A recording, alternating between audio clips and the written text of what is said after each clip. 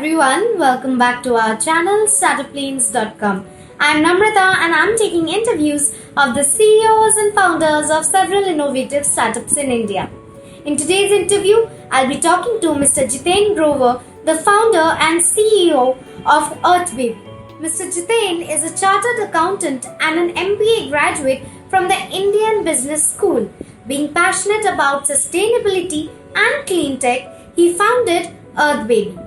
You want to know what products EarthBaby offer? Let's get into the video. Hello, sir. Thank you for joining today. I'm Namrata and I'll be taking your interview. But before the interview begins, would you like to introduce yourself to the audience? Yeah, Namrata, thank you for having me.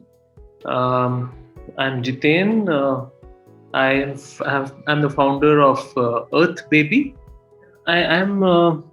I like to call myself, I used to be a chartered accountant. I've pretty much forgotten everything. I just managed to find my own returns now. And my family's returns also. Other than that, about 6 years I worked as a CA. I worked for EY, GE. Then I did my MBA at the Indian School of Business. And I was pretty clear I didn't want to do finance anymore. I wanted to do something else. And when I graduated anyway, there was... the Lehman Brothers and Bear Stearns, all that went down. So there was this big crash, and finance jobs were anyway not available in the market. So that was, I would say, it was in disguise. It was a good thing that happened, and I ended up doing various other things. I was always a part of startups, in some sense. So it was perfect for me to be in this place where I am today.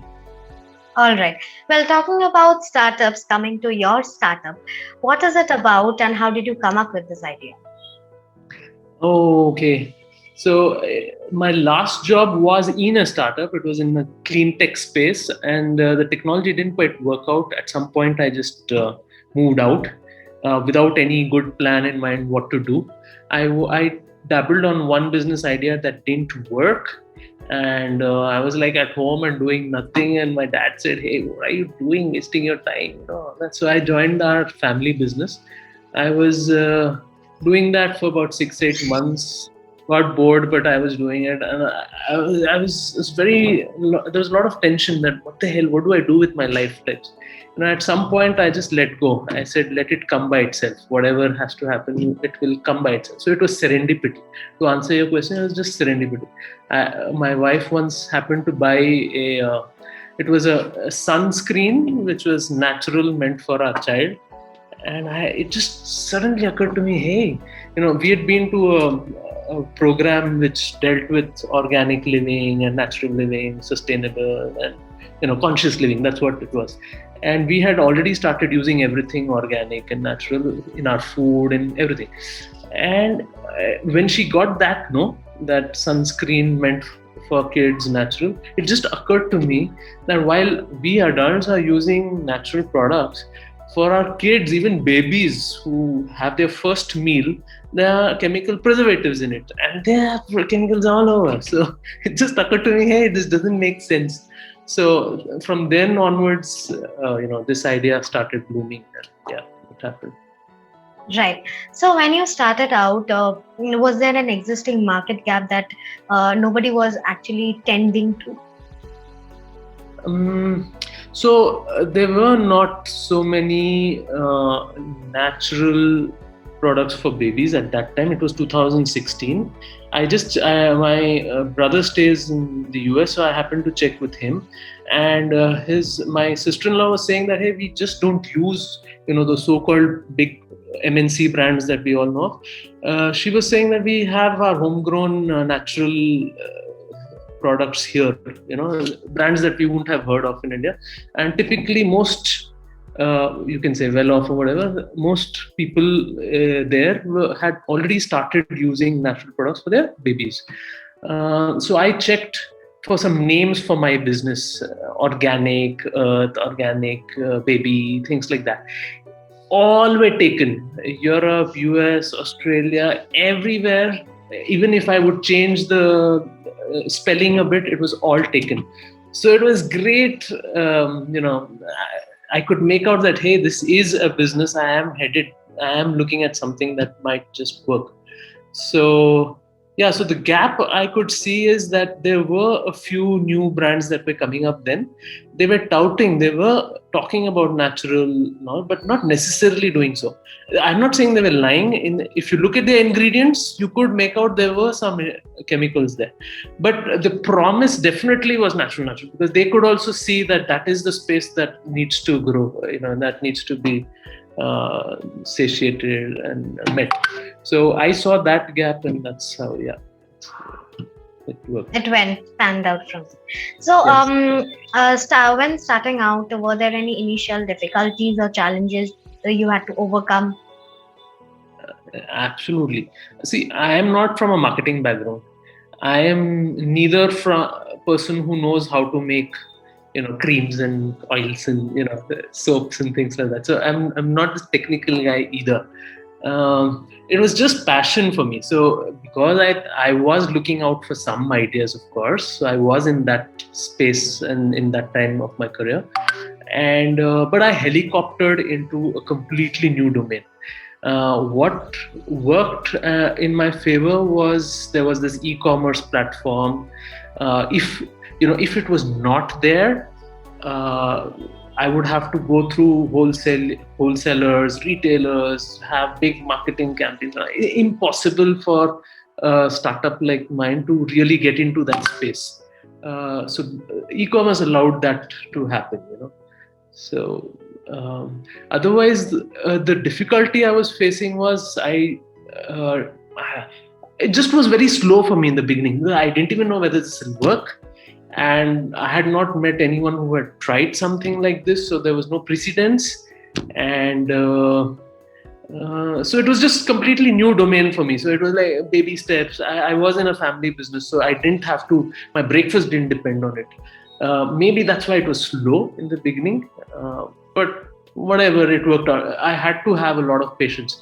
I think the chartered accountancy breeding helped, because there also you need to have a lot of patience, and you need to be at it, and make sure that it happens, and you have to be very, very a go-getter type. So same thing happened in my case, in this business. All right. So, talking about your business model, is it that you are selling it through your platform? Are you collaborating with any other marketplaces like the big ones to sell your products? How is it working? Yeah, so clearly we are a D2C brand, and we're selling through all the major marketplaces: Amazon, Flipkart, First Cry, Nykaa. There's smaller other marketplaces also that keep propping up every now and then. So some of them, like Qtrove, we are on that. There's Zoobop. It's a pretty promising platform where they rate each and every brand in terms of how natural they are.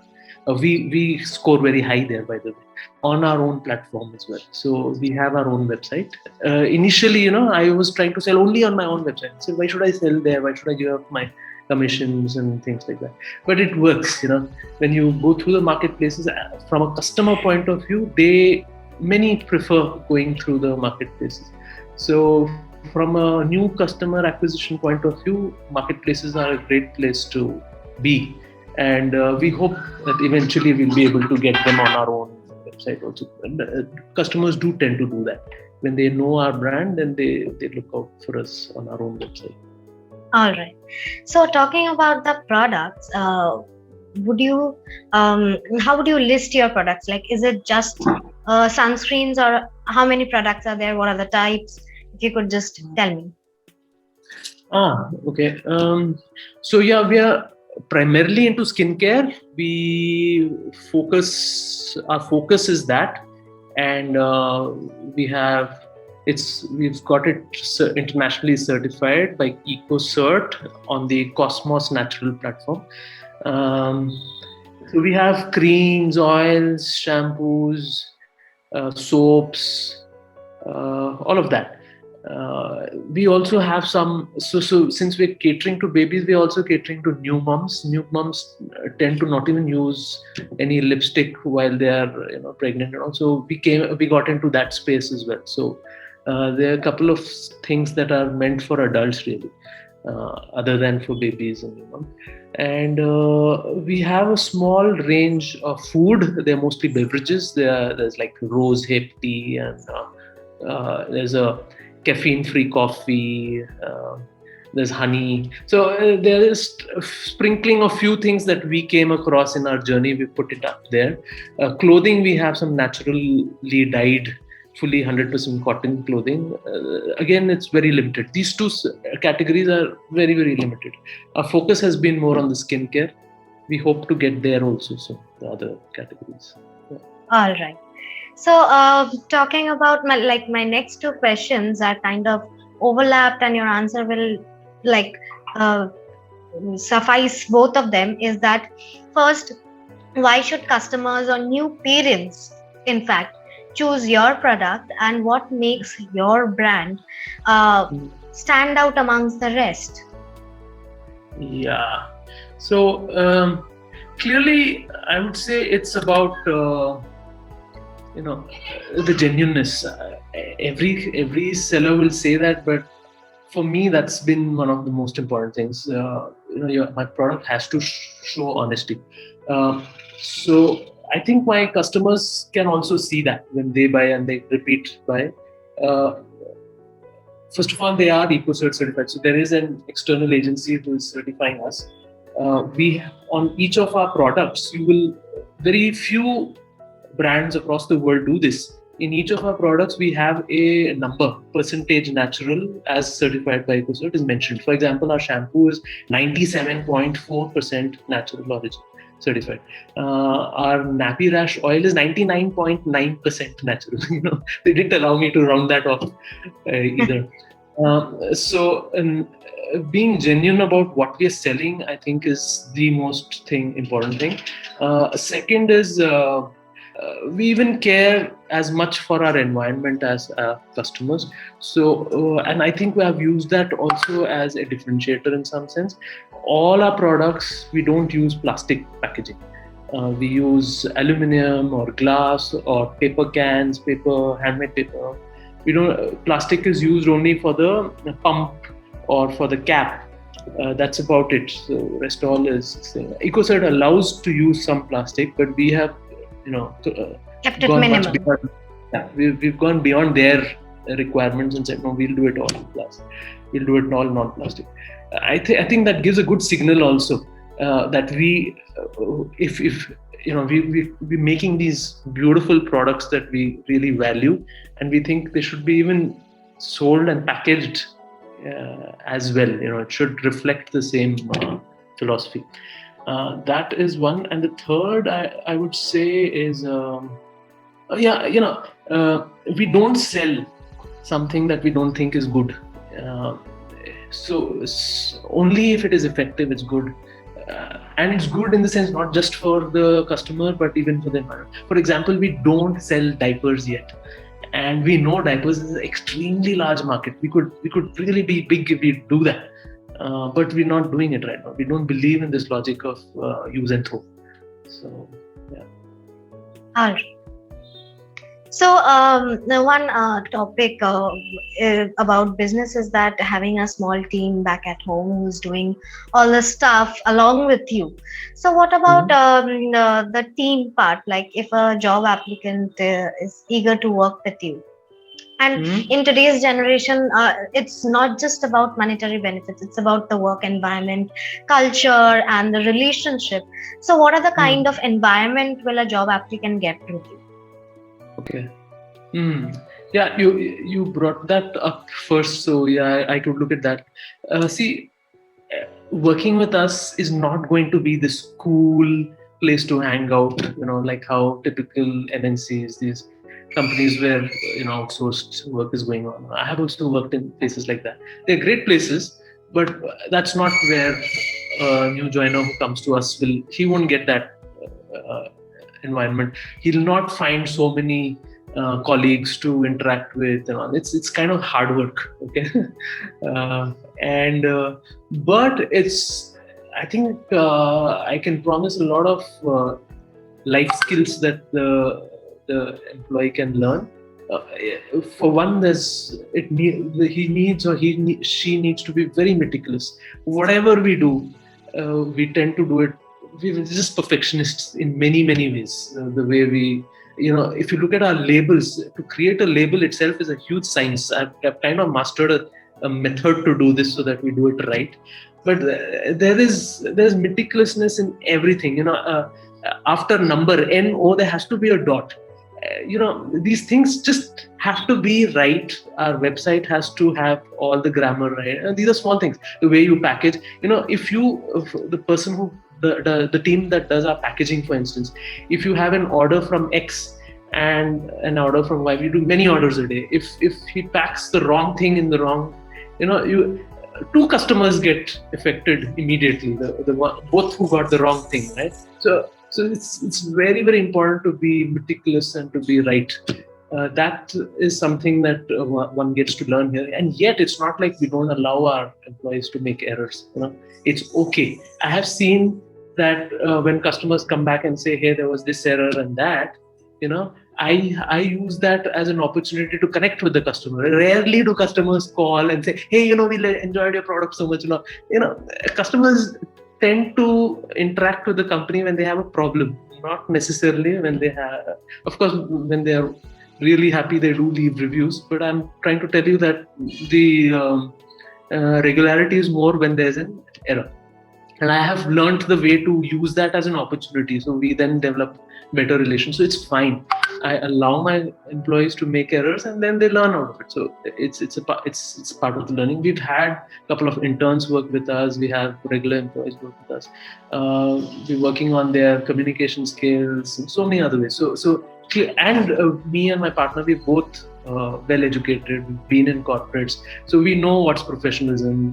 When we say something, we should also adhere to it, things like that. So we're trying to create our employees in such that they also grow to be great professionals. I tell my staff tomorrow, if you want to leave, I'll be most happy, that you're moving on to something better and bigger, and you've grown from this place. So it's good. It's nothing wrong about it. Just make sure you tell us well in advance. So this is what I would like to add to this question. All right. So talking about vendors, on what parameters do you actually judge them before taking them on board? Like be it the resources, like the packaging or anything. Okay.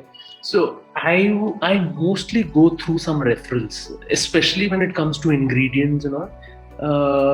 There are many out there. But how do we know that they're genuine? For example, we buy tea tree oil. It comes from Australia and this and that. But what if it's mixed with something? So unless my ingredients are right, product will also not be right. So we are not.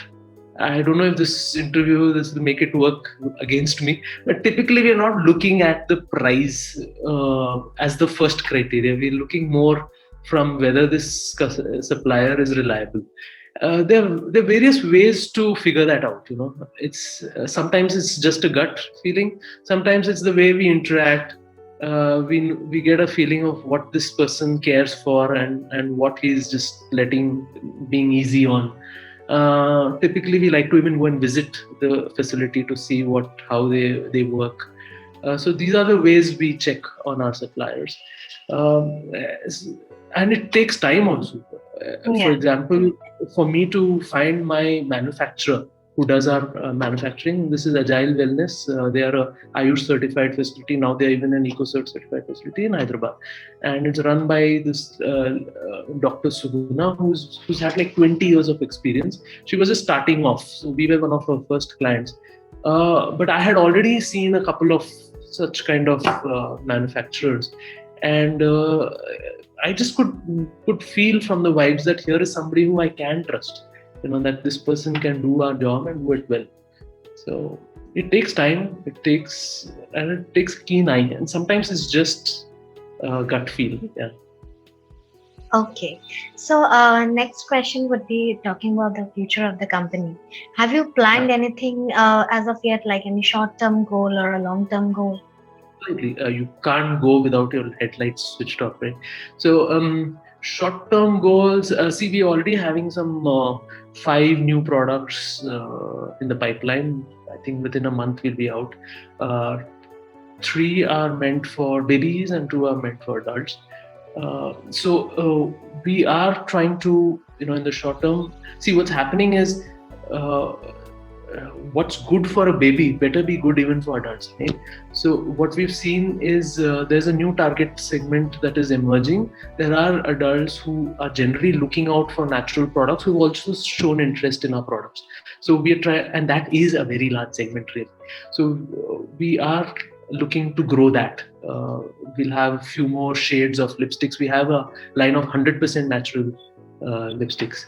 So we're trying to grow that. A few other products that we shampoo also for adults. So things like that is what we try to grow. So that's the short term. In the long term, well, we would like to be one of those, the top 3 brands for natural skincare and hair care products. Yeah, so that should be it. Also, we would like to grow our clothing and the food line. I told you that's something that has got less priority as of now. In the long term, we'd like to be a holistic player. So when we, as EarthBaby, we want to be sure that we really help out our customers in a wholesome way. So skincare is definitely important, but many a times it's the food that we eat that shows up on the skin. So the food is another important aspect. Clothing, again, I think what we would look at is more and more towards that immediate clothing that touches the baby's skin, maybe even some maternal wear. So that's our long-term plans. Okay. Now, you would also agree to the fact that when a startup wants to expand and grow, having a steady source of funds is really necessary and plays an important role. So if you could just walk me through the funding scenario of your company, like have you taken funds previously, or are you willing to in the near future? So see, as of now, we've been self-funded.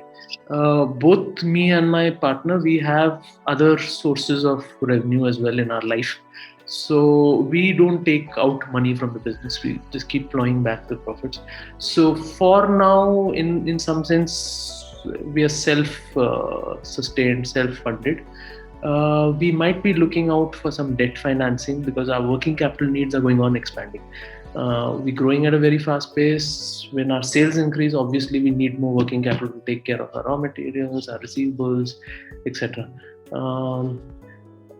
At some point, we might go in for funding rounds. That will happen when we really feel that it's time that we start spending a lot more on advertising. I think advertising would be the reason why we would do equity funding. Otherwise, for generally the way we are working right now, we're good. All right. Lastly, would you like to thank anybody in particular for the part of your journey supporting you? Yeah, for sure. I'd like to thank my family for being so patient with me. As I told you, I started in 2016. And I've not taken out anything from there yet. So they've taken a huge amount it's taken a lot of patience from their side. And support as well. My dad has been a major support in making sure the finances are available. And my suppliers, as I said, even my manufacturer, Agile Wellness, my employees, my partner. I'm really no good in marketing. He's very strong in marketing, so he kind of closed the loop that way beautifully. So yeah, thank you all. Well, that would bring an end to this interview, but it was lovely talking to you. Thank you. Yes, thank you for yes. Thank you for taking out time and sharing your views about your business on our platform. We are grateful. Lovely. I'd like to be around and meet more of your folks. Definitely.